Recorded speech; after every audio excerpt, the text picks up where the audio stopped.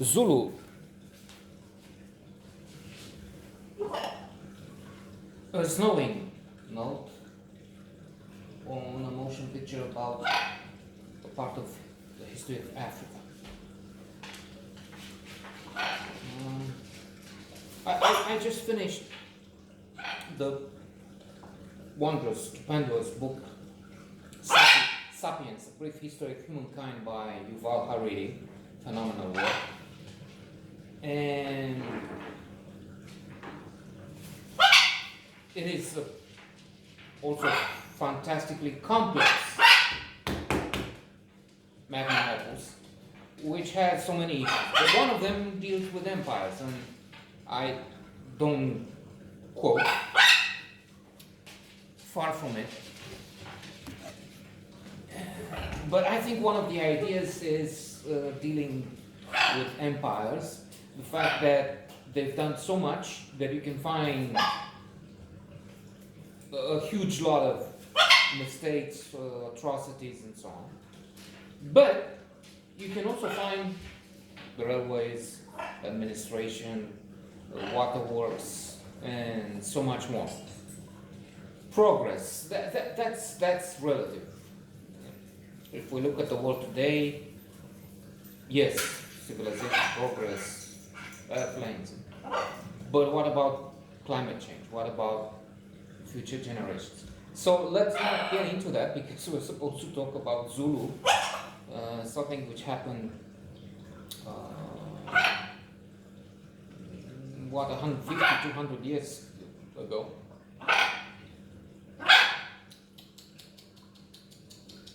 A major fight between the Zulus, the native population in parts of South Africa, the southern part of Africa, and the British occupiers. So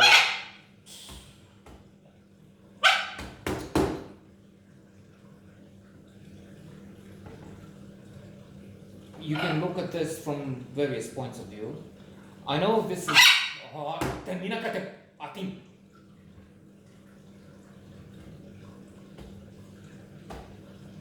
I'm the British, they are the Zulus, and the Zulus will win.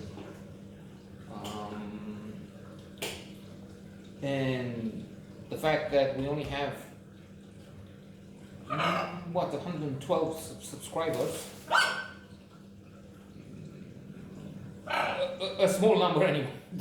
Maybe there are 106 or 121, but has a tremendous advantage, because I don't have to be careful. Well, I have to try, but not with the anxiety, the fear that if I say something which seems to, I take my spear.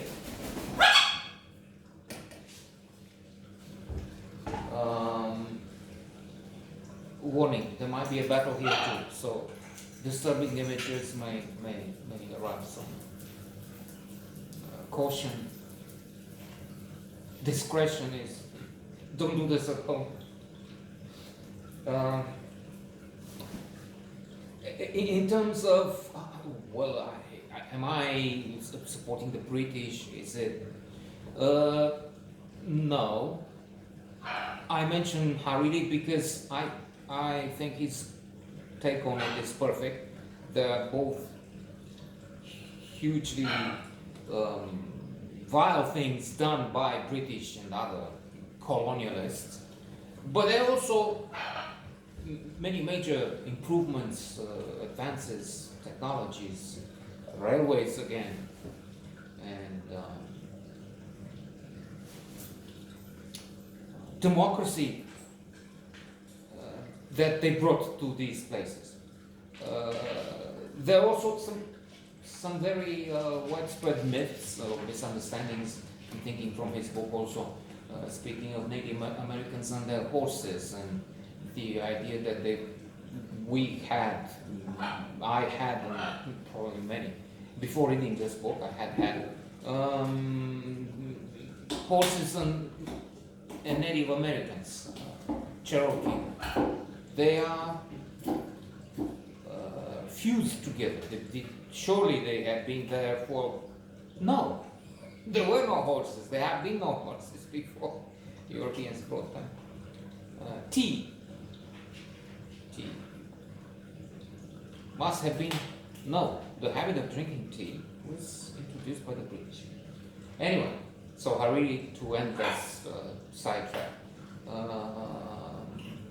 is asking this question, okay, so push back on what about drinking tea? What about, then when do you set the limit? Egyptians have been, they're proudly Arab now, Muslim, well, majority, they have Coptic minorities, important other, but let's just say, only they've been conquered in 600 and something by the Arabs. And they had had, as we know, with pharaohs, thousands of years of ancient history before. Anyway, I think it's important because the film is about a fierce battle between the British and the Zulu. There are also many sides to this. Michael Caine, fantastic. Stanley Baker, I think it's the name. I had to write it down because I have seen him before, but I'm not familiar with his name. Michael Caine is Bromhead, Lieutenant Bromhead, and Stanley Baker is Lieutenant Chubb. They're both lieutenants. One Chubb is an engineer, and the other one is supposed to be specialized in fighting. Although there's also that discussion, which I know from some books I've also read, that many in the British Army were promoted because of nobility, because they paid with commission. So quite a few of them were inept at fighting, at managing the tactics, strategy, managing groups of people. In that case, they have to look at the moment they got commission, and it's just a difference of funds to establish who will have the position of the commanding officer. But that's to a large degree irrelevant because they have a little more than 100 people, about 100 people, and they're facing a much more numerous army, which is blowing myths away that they will be disorganized. No, they're very well organized, they communicate excellently, they fight bravely. Both sides do, actually. And come to think of it, as a conclusion, the film is very good. One. Two. Both sides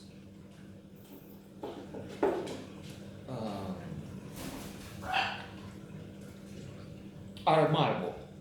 Bravery, they fight well, they show determination, resilience,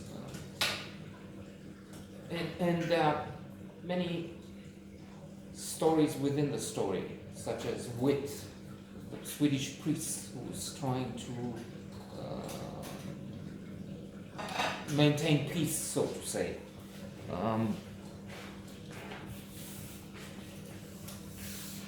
A very good film.